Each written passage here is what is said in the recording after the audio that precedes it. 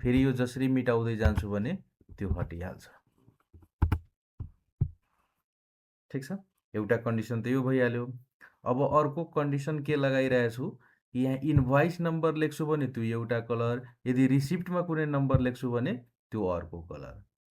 त्यो कसरी गर्ने त? सेम फर्मुला लगाउने, कन्डिसनल फर्मेटिङमा जाने, सिलेक्ट गरेर सबै।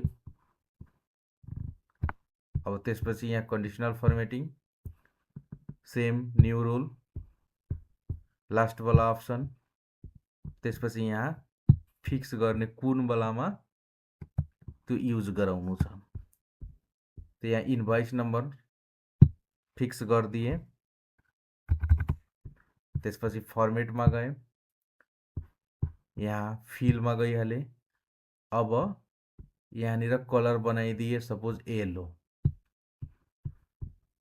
यसको मतलब इन्भोइसमा जे कुरा लेख्छु त्यो लाइन येलो कलर भइहाल्छ।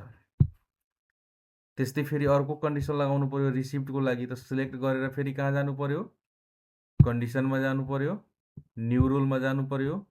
यो लास्टको option use a formula to determine which cell to format, फेरि फिक्स गर्ने कुनमा त रिसिप्ट नम्बरमा। त्यसपछि फर्मेटमा जाने। अब यो कस्तो कलर छ यो फिल्डमा गएर यसको कलर मिलाइलिने, त्यसपछि ओके गरिदिने